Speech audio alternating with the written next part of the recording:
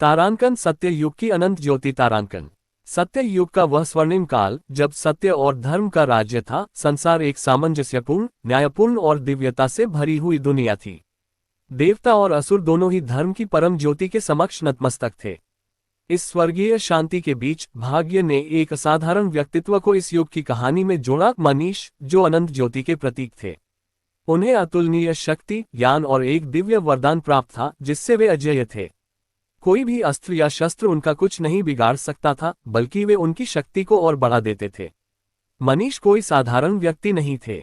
स्वयं महादेव के संरक्षण में जन्मे वे सत्य युग की पवित्रता के जीवंत प्रमाण थे। बचपन से ही उनकी भक्ति अद्वितीय थी। वे दिनों तक ध्यान में बैठे रहते थे और तारांकन, ओम ओम ओम तारांकन मंत्र का जाप करते थे, जिसकी गूंज से संपूर्ण ब्रह्मांड कंपायमान हो उठता था। उनकी तपस्या ने त्रिदेव ब्रह्मा, विष्णु और महादेव का ध्यान आकर्षित किया, जिन्होंने उन्हें अनंत शक्ति और अजेयता का वरदान दिया। तारांकन राक्षस राजा का उदय। तारांकन सत्य युग के प्रगतिशील काल में एक काली छाया क्षितिज पर उभर रही थी। दुर्गमासुर नामक राक्षस राजा, जो देवताओं की समृद्धि से ईर्ष्या करता था, ने सभी लोगों पर विजय प्राप्त करने की ठान ली। दुर्गमासुर कोई साधारण असुर नहीं था। उसने कठोर तपस्या करके ब्रह्मा से वरदान प्राप्त किया था, जिससे वह अजेय हो गया था। उसका उद्देश्य सत्य युग के धर्म की ज्योति को बुझाना और संसार को अराजकता में झोंकना था। देवता अपनी शक्तियों के बावजूद दुर्गमासुर के प्रभाव का मुकाबला करने में असमर्थ थे। उसकी सेना विशाल और रणनीतियां बेहद चालाक थीं। निराश होकर वे भगवान विष्णु के पास गए, जिन्होंने उन्हें मनीष से सहायता लेने का सुझाव दिया। तारांकन कर्तव्य का आह्वान। तारांकन मनीष गहरे ध्यान में लीन थे जब देवता उनके पास पहुंचे। उनकी प्रार्थनाओं से वातावरण गूंज उठा। मनीष ने अपनी आंखें खोली और उनकी दृष्टि में दृढ़ता की ज्योति थी। उन्होंने कहा, यदि धर्म संकट में है तो उसकी रक्षा करना मेरा कर्तव्य है।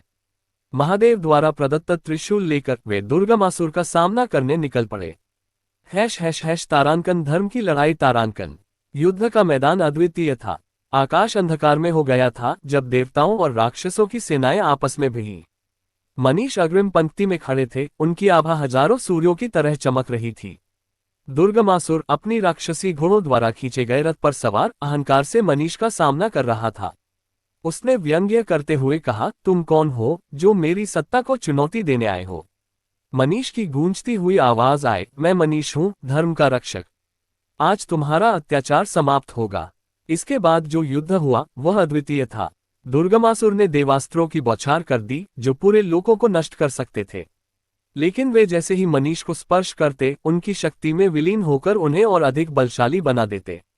मनीष महादेव के त्रिशूल का उपयोग करते हुए अद्वितीय शक्ति और दृढ़ता के साथ पलटवार करते। उनका हर वार तारांकन, ओम ओम ओम तारांकन के मंत्रों के साथ गूंजता, मानो स्वयं ब्रह्मांड उनके साथ युद्ध कर रहा हो।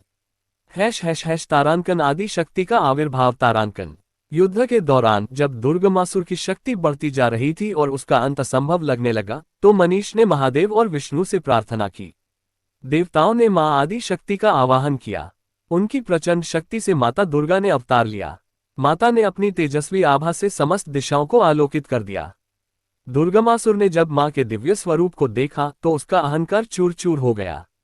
मां आदि शक्ति ने अपने त्रिशूल और चक्र से दुर्गमासुर का संहार कर दिया। उनका एक एक वार दुर्गमासुर की दुष्टता का अंत कर रहा था। अंततः मां ने दुर्गमासुर को पराजित कर सत्य युग में धर्म की विजय सुनिश्चित की।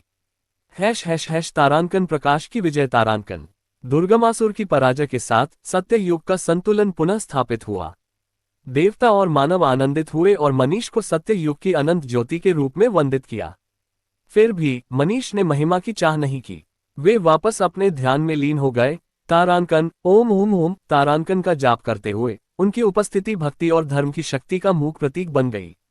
त्रिदेव उनके समक्ष प्रकट हुए और उन्हें पुनः आशीर्वाद दिया। महादेव ने कहा, तुम अनंत हो मनीष। तुम्हारी यात्रा प्रत्येक युग में धर्म की रक्षा करेगी। अंधकार के समय में तुम वह प्रकाश बनोगे जो संसार को धर्म के पथ पर लौटाएगा।